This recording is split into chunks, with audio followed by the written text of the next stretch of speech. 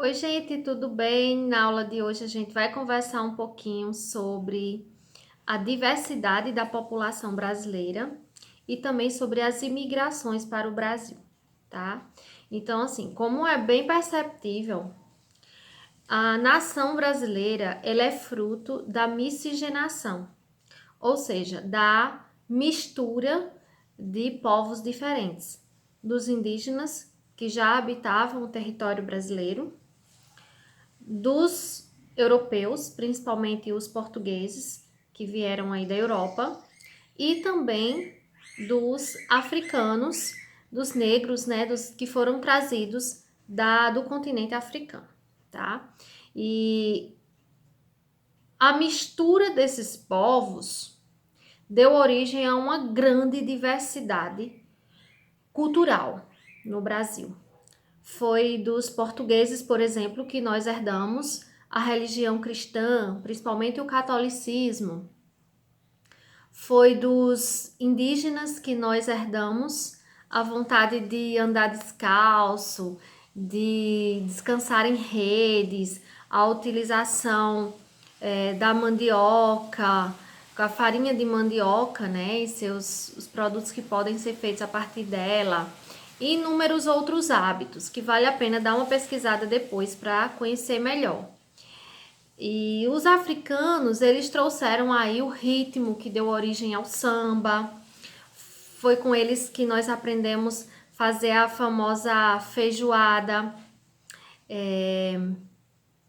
E muitas palavras também que nós aprendemos com eles, como caçula, dendê, mingau, entre outras aí. Também vale a pena dar uma pesquisada para conhecer melhor a influência dos nossos irmãos africanos e também indígenas na cultura brasileira, na diversidade do povo brasileiro, tá?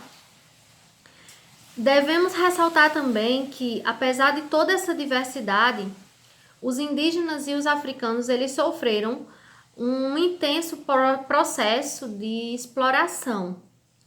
E esse processo ele acontece até os dias atuais, muitas vezes de forma disfarçada.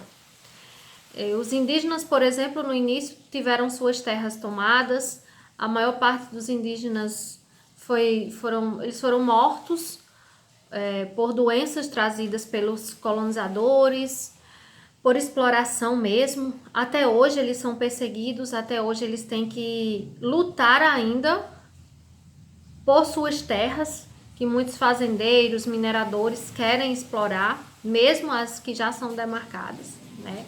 Os africanos, eles foram feitos de escravos aí durante um longo período de tempo. E a escravidão acabou, mas os reflexos, as marcas, as desigualdades advindas desse processo histórico ainda permanecem até hoje. Então, as desigualdades entre negros e brancos ainda são grandes no quesito educação, acesso à educação, no quesito emprego, né? E o governo aí ele tem tentado corrigir ou pelo menos amenizar essas desigualdades através da criação de políticas de cotas que beneficiam aí negros e indígenas nos concursos públicos, nas universidades, a fim de tentar corrigir um pouco essa exploração histórica que aconteceu. E essa política de cotas é alvo aí de muitos debates, né, entre aqueles que defendem e aqueles que criticam essas políticas. E aí, você é a favor ou contra as políticas que beneficiam negros e indígenas no Brasil? Vale a pena dar uma pesquisada mais sobre isso e também tentar formar uma opinião a respeito dessas políticas, tá? Falar um pouquinho agora das imigrações para o Brasil. Quem foram os outros povos que vieram para o Brasil, né? Então, assim, até 1800, os principais grupos que chegaram no Brasil foram os portugueses e os africanos. E aí, a partir de 1820, começam a chegar no Brasil também alemães e italianos. E esse pessoal aí, ele vai se fixar principalmente na região sul. Eles começam a trabalhar com agricultura familiar, criação de animais. E uma coisa bem interessante, gente, é que na região sul, eles dividiram melhor as terras. Eles optaram por trabalhar mais com o trabalho livre e não escravo, né? E isso se reflete até hoje na qualidade de vida da região sul, no maior nível de desenvolvimento econômico e social daquela região, né? Então foi uma colonização mais parecida aí com de povoamento e não de exploração que aconteceu no restante do Brasil, tá?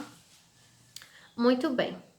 E dando prosseguimento aí ao que eu estava falando, a partir de 1888, com o fim da escravidão no Brasil, começam a chegar milhares e milhares de imigrantes para trabalhar nas lavouras de café, e eles vêm principalmente da Itália, o grupo mais numeroso veio da Itália, seguido aí de portugueses e espanhóis.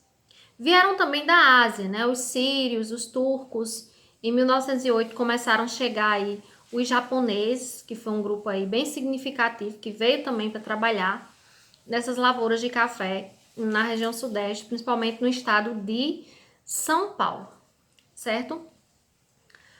Muito bem. E hoje, quais são os grupos que mais têm vindo para o território brasileiro na atualidade?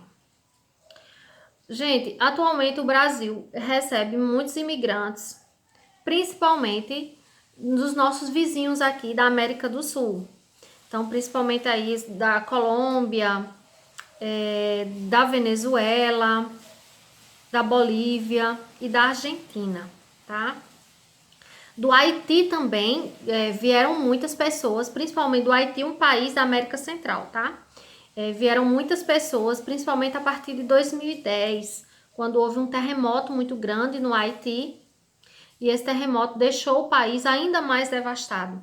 Um país que já apresentava dificuldades econômicas, sociais, e foi devastado por esse terremoto, e aí isso levou milhares de pessoas a saírem do Haiti, e boa parte deles escolheu o Brasil, né? Entre 2010 e 2016, entraram no Brasil mais de 80 mil haitianos, tá?